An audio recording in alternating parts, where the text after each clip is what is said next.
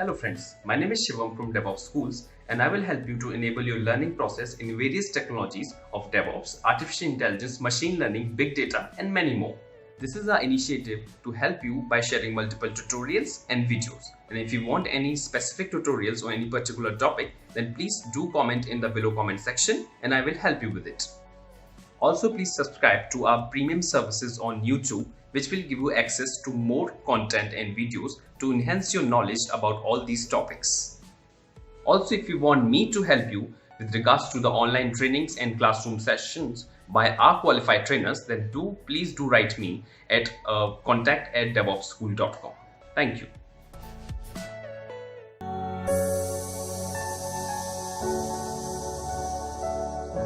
So in the last session we discussed about the master component, which has a 4 component like API server, controller, scheduler, and cluster store. And then we have a node where we have a pod, kubelet, kubeproxy, Docker, and all stuff like that. Now, last thing which we need to discuss about is what we have and what we do at the workstation level. Workstation means kubectl. So here in kubectl, I mean in the workstation in your laptop, you have a one utility called kubectl. You write a package which can be JSON or YAML, but API server always accept the JSON. Remember that. So you can write a package in both, but the kubectl convert into the JSON and send it to the API server. So yep, kubectl we write a package in YAML or JSON, and that package what we need to write, that is important. What we need to write. So today we are trying to focus on that part, which is the below one. So now the question is, okay, what is your desire? What you want to express in JSON or YAML? That's the question. What you have to do that, because remember, if whatever you desire, you put it in JSON through that you send it to the through the kubectl to API server. API server will store in the cluster store, and API server controller will keep sending all the information about the cluster to API server. API server will take up a call if it is not there, and scheduler will do the go and schedule the work. And in the each worker, we have a kubelet. Kubelet will receive that request to do the things with the help of kubeproxy and Docker and report back to API server. So these whole things will work only and only when you write your desire, and that too you write a desire in JSON or YAML. So now the question is, what is your desire and where do you declare? So you have to you need to learn how to desire and where to declare. That we call it a desire state and versus declarative model. So guys, here you need to write a YAML file and JSON file. That is your desire. Whichever you want, you put it inside that, send it to API server, and let's say you desire 3 pod of Nginx. Now the question is, what is a pod? What is Nginx? Here Nginx your container. Now what is a pod? See, one thing which we have not discussed, what is a pod, but for time being I know that some of the stuff which I must repeat it. Pod is there in your worker node. Pod is being created by kubelet, right? In one worker node you may have a multiple pod. Inside a pod you have a container. In a one pod you may have a one container or multiple container. Pod get IP address from the kubeproxy. These all things you know that because of the last discussion, but still I don't know what is a pod. We'll discuss little later, but right now what you have to desire, you have to desire, I want the pod of what?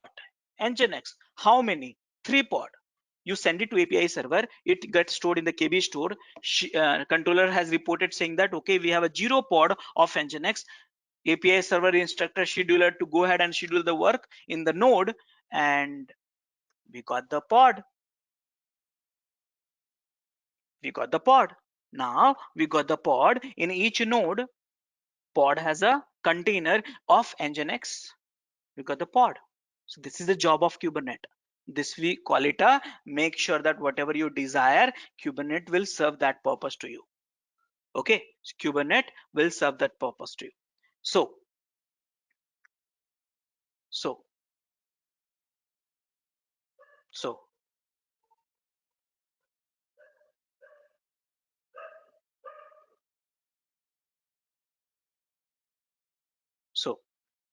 because of some accident, maybe hardware issues, software issues, network issues, there's one node got offline.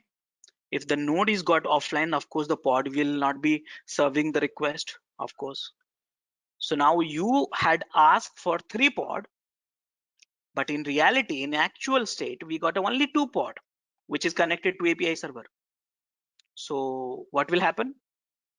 Controller will report back to API server. Controller manager will say, okay, we have only 2 pod. API server will check, okay, but in my database, I mean KB store, okay, we had a desire of 3 pod, but you are reporting only 2 pod. Then API server will think, will not worrying about it anything else. Remember, it's the pet business versus cattle business. Remember, so API server will not think anything else, but it will instruct a scheduler, hey scheduler, go ahead and create a one missing pod, and we got the pod, third pod got created. Now desire, which you had of 3 pod of Nginx, and actual, which is of your 3 pods of Nginx, is matching. Desire is matching with actual state. And this is how the Kubernetes will do the things. So in this whole things, what is the most important thing? What is the most important things? Anyone would like to comment on it? What is the most important things? Anyone would like to comment on it? Desired state. No, you need to know, because Kubernetes will do everything as you have asked for it, but you need to know what to desire, correct? How to express, how to declare, because everything will be done by Kubernetes, not you. But you need to learn what to desire. So guys, what to desire, what you want. I want pod, I want controller, I want services, I want storage. This is not an exhaustive list. This is just some of the stuff. You need to know so many things. I want deployment, I want replica set, I want stateful set, I want pod, I want limit range, and so many things. So your job in Kubernetes is to learn what do you want and how do you express in YAML or JSON file. Rest of the things Kubernetes will take care of it. Make sense? All of you? All of you? Yes. Yeah. So this is called Kubernetes API object. Okay, these are the things which you call it a Kubernetes API object in simple way, resources. So let's start with the pod. Let me ask you one thing, very simple thing. When you learn the AWS or Azure, which is the first thing you learn on AWS? First service, first resources which you learn on AWS? EC2. EC2, yes, that's your compute unit. Remember, when you learn AWS, you learn EC2. When you learn VMware, you learn to create how to create a virtual machine. When you learn Azure, you learn how to create a virtual machines. Why? Because that is where you run applications, and so you can run application and you can use it. So same way, when you want to learn in Kubernetes, when you want to learn what you want, first learn where do I run my application. So applications you run in the pod. So now the question is, what is a pod? We need to understand. Okay, so it's like a platform. Remember, Kubernetes is like a platform where you get the compute services, network services, storage services, security services, load balancing services, discovery services, every sort of services, something similar services which you get on AWS, but in a different way. So pod is your compute unit. I repeat, pod is your compute unit where your application runs. So we need to know what is pod. Let me tell you guys here, by now I got to know many things about a pod. Again, I'm repeating multiple times. What is a pod? I don't know, but I know pod is been created, is there in the worker node, created by kubelet, scheduled by scheduler. In a one worker node, you may have a multiple pod. Inside a pod, you have a container. You may have a multiple container. Each pod get IP address, not a container. That means if you have a two container in a pod, both the container will share the same IP address which is assigned to the pod. IP address has been given by kubeproxy. These are the things we know from in the last discussion. So now we need to know a little bit of it. So look at this image, guys. Very simple. Okay. When you go to virtual machines, so what you do? You create a VM. Simple. Virtual machines. When you go and work with a Docker, then what you do? Then you create a container.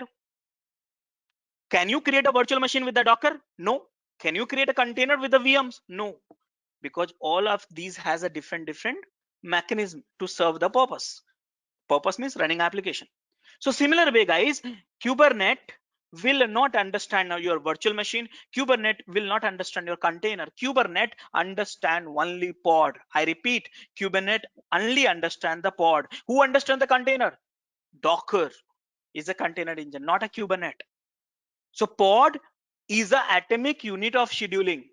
Mind it here. Pod is atomic unit of scheduling in Kubernetes. That means whenever you go to the Kubernetes, work with the Kubernetes, you always talk about the pod. Okay, simple. Now let me tell you in another way. Think simple. Guys, in the virtual machines, whenever you create a virtual machines, no matter whether you go to EC2 instance or VMs or here and there, anyway, you feed what? You create a virtual machine using what? Operating system image. You have an image, mind it. I said image of what? Operating system. Okay. But when you create a container, you create a container from what? Again, you have image, but this time we call it a Docker image, container image. Mind it, container image do not contain operating system. Now, what is the difference between the VM's image and a difference between the Docker image? I will let you decide. I have so many videos of the Docker. Go through that, and many videos I did discuss about that. Okay, so now simple way, what I'm trying to say here is VMs can be created with the help of the OS image. Container can be created with the help of the Docker image. So pod can be created with the help of container. Mind it here. Pod contains what? Container. Pod is not existing if the container is not there. Mind it. Are you understanding it or not, guys? So Pod inside the pod, you are saying container will create, right? Container has to be there. Without a container, pod is not exist. Make sense? Okay. Now third statement, guys, do you know how this operating system is in running state? Let's say I boot my laptop or VMs. How come it is in running state? No. As long as the PID1, I repeat, PID1 is running, your virtual machine is running. When you shut down, basically they kill your PID1. You know how long that your container will be running? How long your container will be running? Again, in this also container, also there's a concept of PID1. The container will be running as long as the PID1 of the container will be running. Okay, that's the PID1 concept. Here in the VM, PID1 is your kernel processes. In the container, because there's no operating system, there's no kernel, container, anything can become a PID1. So as long as that anything is running, your container is running. If that anything is not running, the container is not running. So now the question is, when the pod is running? Pod is running as long as the container is running of that particular pod. Okay, pod is running if all the container of that particular pod is running. Simple statement. So what I'm trying to say here is pod is atomic unit of scheduling in Kubernetes, of something similar to VM in the VMware and container in the Docker. VMs contains operating system, container contain Docker image, file system, user file system, and pod contain containers. VM is running because of the PID1. Container is running because of the PID1. Pod is running because of container is running. So now are you able to understand that what is a pod, little bit of it more than before? Yes, sir. Clear. Yes. So guys, Rajesh. yeah. Yeah, I mean, I need some clarification on this. Correct me. Like normally, our main purpose is to create containers or host containers. So when we write a script to create a container, the container, I mean, the Docker engine will communicate with Kubernetes to create a pod because the container has to run within a pod. No. Kubelet create a pod and kubelet ask a Docker to fill the container inside it. That's the reason every worker, you have a kubelet, Docker, and proxy. Yes. So, I mean, again, a pod will not exist without a container. Yes. So, which plays the initialization role? Like what initializes the pod? Is it the Docker container? I repeat, pod is been initialized by kubelet and then asking Docker to fill the container and then asking the proxies to assign an IP address. I'm not saying pod is created by Docker. I never said it. No. See, again, maybe I'm not very much clear in putting my words. I mean to say, like, kubelet creates a pod, but how does the kubelet get to know like a container is getting created? How does kubelet will? Okay, I'll ask you this in simple way. How do you know the container is created or not? How do you know? You write a By Docker checking PS, right? Yeah. Docker PS, right? Yes. So it's just a command, right? So don't you think so? Like kubelet will have inbuilt capabilities just to query the Docker and asking whether you created a container or not? It's just a command to know and ask, right? So they have inbuilt capabilities. Okay. Getting my points? Yeah. How do we get to know whether container is created or not? I need to ask the Docker engine. That's all. How do we ask? You can ask through the command line. You can ask through APIs. You can ask through internal some sort of inbuilt scripts or something. It can be anything. Kubelet has inbuilt mechanism for that. For example, like if the Docker image, if a Docker container is not getting created, then the pod automatically shuts down. It's not shuts down. Remember, the pod is running only if the container is running. The pod will be in a pending state, or it will get some error. Some message will be there that pod could not get initialized, or some error will be there. So depends on the what kind of issues is there. You'll get an error. But pod is, I said, pod is running only and only if the container is running. But if it is pod itself is not getting created, why? Because the container is not there, so pod is not getting created. So it may be in a pending state, it may be in a some hung state or something like that. You will get that messages when you query. Yeah. Understood. Thank you. Okay. So guys, let's know more about the pod. So containers always run inside of pods. Container always run inside a pod. Container always run inside a pod. Pod can have a multiple containers, which we have discussed. Now you see here, remember Docker, if you go through that, in the Docker, all the kernel namespaces, network namespaces and all, that is shared with a container. But in a Kubernetes, all this is being shared with the pod. I repeat, in the Docker world, in the Docker alone, I mean, if you go and learn Docker, all the network resources and kernel namespaces resources get attached to the container. But here in this case, not to container. Here it get attached to the pod, and anything which get attached to the pod, any containers which is running inside the pod of that part of the pod, share those resources. That means those containers share the transport, network, link, IPC mount, everything they can share. Okay, so that is a things. You see here, this is called tight coupling. Sometime what happens, someone say, okay, listen, I need to run app server and database server in a one pod because of certain limitation. Typically we should keep it separate, but sometimes say no, it has to be localhost, simple way. It has to be localhost, same machine, same VM, same physical machine, same VM, same container or same pod. I cannot help you because I have to work probably in a month or two to make it separate one microservices. It's not isolated, it has to run in one. So when you have a certain kind of conditions, when you run the two containers or few containers in a pod and they need a local host reference, then we call this scenario as a tight coupling.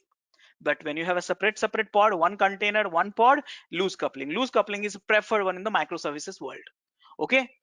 Now here you see left side, you have a 4 pod. Each one of these you have a container, one container. But right side, if you see pod, you have a 5 container, but 5 of these are Nginx. So why this is wrong? Why this is right? We need to understand it. Remember here, we are learning containers, we are learning Docker, we are learning Kubernetes. So we can save a cost. We are learning container. Why? Because we can save the CPU, we can save the RAM, we can save the storage, we can get the speed of the deployment. We are learning Kubernetes, so we can orchestrate the container in the data center. But here in this case, if you see here, right side, which is wrong, we are running in one pod 5 Nginx. Tell me one thing, in a one pod itself, you are running the 5 Nginx. How many Nginx you can serve outside? Because one Nginx you can run on 80 port, but other same second, third, and fourth and fifth we cannot run on 80 port because it's a local host. So you know that one application you cannot run on two application you cannot use for the same port. So you have to change the port number to run it. And when you change the port number, to run the Nginx, let's say 81, 82, 83, 84, then you cannot use as part of the load balancer. Remember what you need in the load balancer, we discussed first day only. Load balancer need different IP address, same port. But here what we have, same IP address, different port. Load balancer will not work. So here these all four container of Nginx will become waste. Why we are running? We wasting your CPU, RAM, and stuff like that, storage. Why you are running? So that's the reason we said left side we have one pod, one container. It's a good because you get a different IP address, same port. Right side, it's not good because you will not be able to run it without a change of port number. So guys, when you have a two container in a pod, first container we call it a main container. Yes, first container, very first container when you initialize. Second container we always call it a sidecar container. Remember it, main container, sidecar container. Now pods are atomic, I told you, so it shares all the resources like network IPC mount, which is assigned to the pod. So container will share all the resources assigned to it, and you can scale the pod. That means if you create a one pod, same pod, you can duplicate and scale to multiple 100, 200, 300, 500 pods. Okay, so that is called pods are atomic. That means you can create a pod and you can scale it. So you one pod to another pod, you see that one is pod is ready, second pod is in pending state. So you can create a more pod. Now this is called pod life cycle. So whenever initially you initialize the pod, it will be in a pending stage, then you'll be in a running stage, then succeeded and failed. Now guys, why it's in pending state? If you look at it very carefully, inside a pod there is one container icon which is not running. Container is not running, so pod is also in pending state. In the second image, if you see, container is running, so pod is also running. In the third stage, you see container got completed the work or could not run it. So pod got succeeded and failed. Now what is a success? Succeeded means container got succeeded. See, if the return in a container you run applications, if the return is true, that's called succeed. If the return of the container runtime is failed, failed state, then that's called a failed pod also. So succeeded and failed. So these are the life cycle of pod. Now you see here, look at my screen, left side. Here you have a pod 1. Pod 1 has all the C groups and namespaces. And inside the pod, you have a two container. One container is main container, second container is supporting or sidecar container. Main container is running on 80 port, second container is running on 5000 port, and pod has IP address which is ending with a 15. So now if you want to access from outside, pod IP address and port number of the first container or second container. This is how you can access it. Okay. Now you see here how this pod communicate with each other. I think we have discussed this one in architecture discussion. Every pod communicate with each other irrespective of which worker they are on a pod network. Yes, on a pod network. I repeat, every pod they can communicate with each other irrespective of which node they are running with. They are on the pod network. This is called inter-pod communication. Inter-pod communication. So pod has a container and pod has IP address and all this thing. So this is called inter-pod communication. This is called intra-pod communication. Intra-pod communication means there's a pod, you have two container. Intra-pod means you can talk to each other within a container, to one container to another container within the same pod through the local host, but from the outside, IP address of the pod and then port number. So local host, if you are talking to each other within the same pod. So guys, what is a pod? So guys, pod is having one or more containers. We know that. Pod is basically your application or service. It can be. Pod is a basic unit of work in Kubernetes. Pod is a unit of scheduling in Kubernetes. Okay, so that means if you're in a Kubernetes, if you want to schedule something, just a pod. Pods are inferior. No pods is ever redeployed. That's a very important statement you must understand.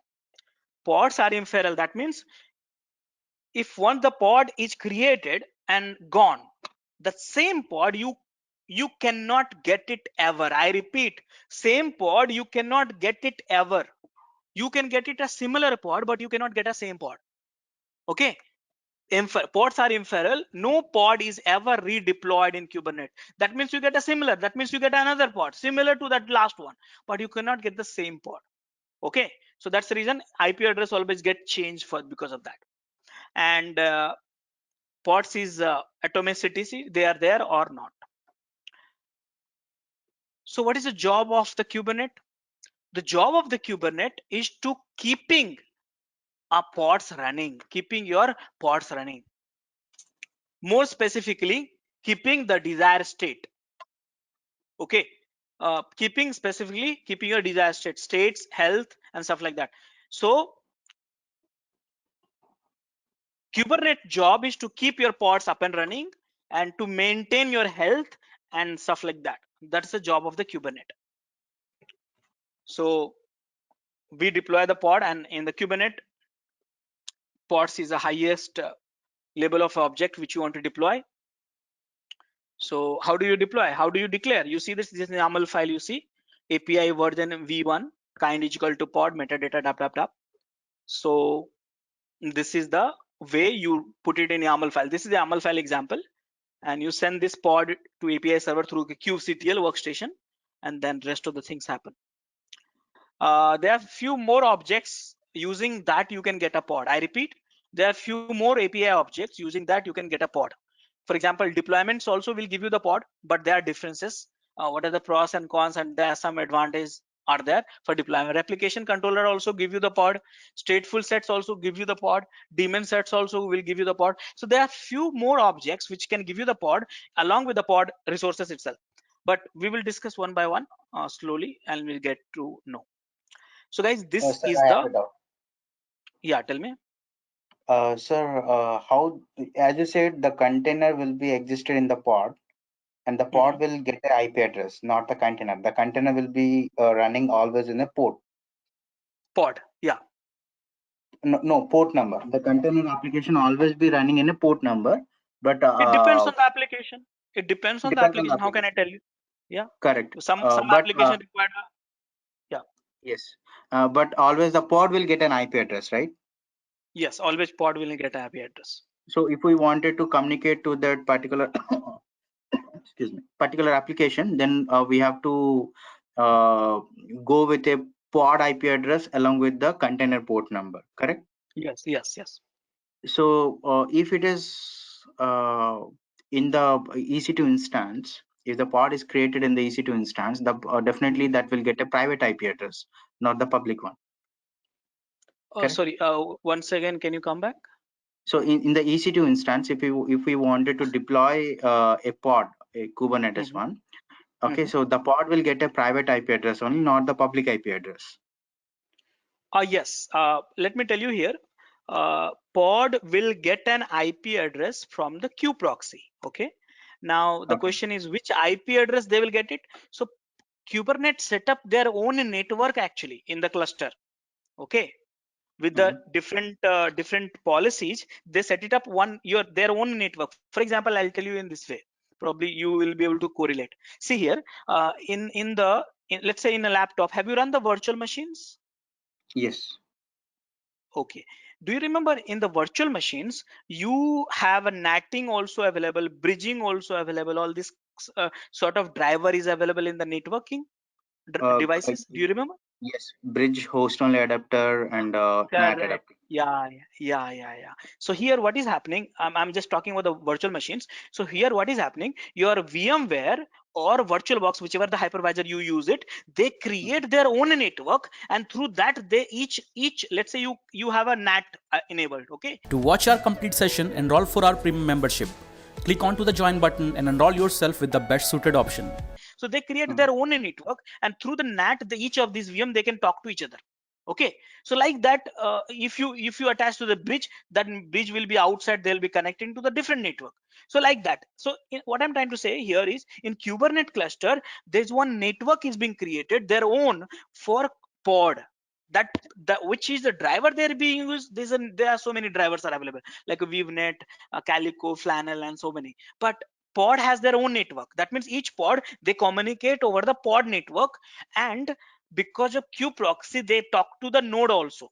Node, remember I said while talking about the kube-proxy, I said each pod can talk to every pod irrespective of which node they are running. Each pod can communicate with each node of the cluster only, and each node can talk to each pod within a cluster only because of kube-proxy. Remember? Yes. So in a simple way, every Kubernetes cluster, they have their own network on which the pod runs. Okay, so they have no relationship. That means that pod is not, in a simple way, if I say pod will not be accessible outside of your cluster. I repeat, outside of the cluster. From outside you can access the IP address of node. I repeat, IP address of node, but not the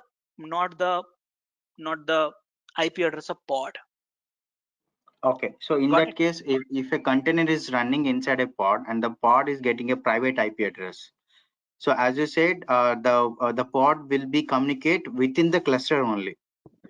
Yeah, the pod right? IP Not address will outside be of the cluster. accessible. Yes, pod. I would say like this: pod will get IP address, which the scope of that IP address will be cluster only. Okay. Okay. Okay. So in that case, so if we wanted to see that application in the browser, how can we access that application? How can, I mean, when we wanted to. Very good question. Very good question. Okay, I wish I can answer you this question, but I won't answer. I will ask some question if you can tell me. Do you remember how do you, when you create a container, forget about the Kubernetes. Do you remember if you get a container and container get created, and if you want to access from outside through the different machine, different network, port mapping. Yes. So I think about it, how the port mapping works. It's not something which is new technology. Is there in the AWS, Azure, Docker, VMs, virtual machine, VMware, everywhere is there. So here also we will use some sort of port mapping mechanism. In a short, let me tell you, I need to teach you service. That's the last question. See here, what we are doing. Okay, what we are doing, we got to know master, we got to know worker, we got to know workstation. Also, we got to know what is there in the package. Now the question is, okay, after running the pod, let's say I'm running 20 pod in a 10 nodes, but how can I access? I don't want to access all 20 pod at a time. I want to access one of the 20 pod of the at a time, because so you need a load balancer, right? Remember, you need an internal load balancer. So that is where the next topic is coming, and that's called services, which I'll discuss in the next session. Along with that, you can access our other tutorials such as Docker, Ansible, Jenkins, Terraform, Splunk, AWS, Azure, and various other DevOps related premium tutorials with our channel membership. If you would have any issues with our channel membership, you can drop an email to us at contact@devopsschool.com, or you can also unsubscribe from channel membership anytime if you don't want to continue or did not like the video. To get our channel membership, click onto the join button, select the $399 plan, and grow your skills immensely. Please be kind enough to like it, and you can comment any of your doubts and queries. We will reply to them at the earliest. Thanks for watching.